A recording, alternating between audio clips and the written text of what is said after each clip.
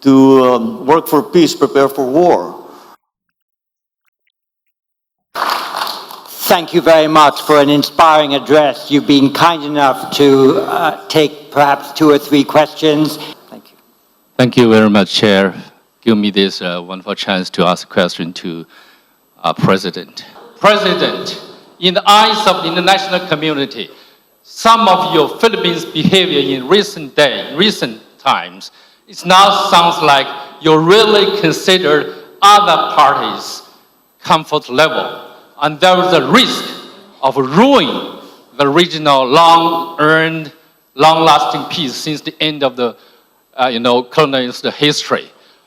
What's your comments on that? Quite the contrary. I think if you examine more closely the remarks that I just made, I precisely focus on ASEAN centrality, and that the principles that are laid down that are involved in the concept of ASEAN centrality are some things that we must use to guide us. And when we talk about the South China Sea, we have to also remember that the South China Sea is the passageway for half of the world trade. And therefore, the peace and stability of the South China Sea and the freedom of navigation of the South China Sea is a world issue.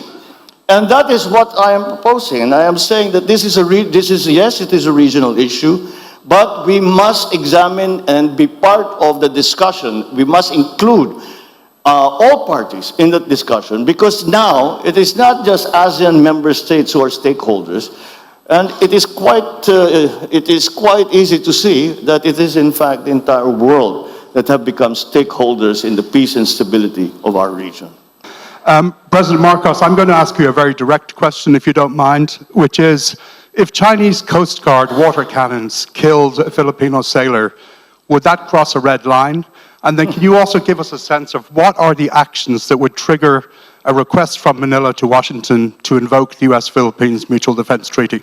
If a Filipino citizen is killed by a willful act, that is, I think, very, very close to what we define as an act of war. And therefore, we will respond accordingly. And our treaty partners, I believe, also hold that same standard for when the actions, with the joint action, will be undertaken in support of any such incident in the Philippines. Thank God, we have not yet gotten to the point where any of our participants, civilian or otherwise, have been killed. But once we get to that point, that is certainly, we would have crossed the Rubicon, certainly crossed the Rubicon. Is that a red line? Almost certainly it's going to be a red line. So what specific force packages are you eyeing particularly in the next coming years? And what exactly are we to expect after Horizon 3 of the AFP modernization program? The Horizon 3 acquisition program is the acquisition program that our Department of National Defense has just completed. Then we are presently in the process of finding suppliers for all the different requirements that we have to build up our capabilities in the armed forces of the Philippines to work for peace, prepare for war. And it is an unfortunate truth, but and that is why we have undertaken this long-term. It has been going on for many years now.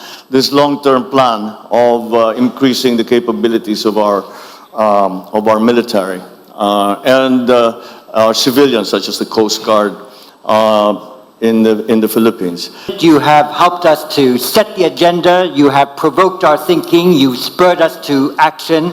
That is the keynote speech that we needed, that is the keynote speech that we got. You have sung for your supper. I think it's time for you to enjoy it. Thank you, sir. Thank you very much.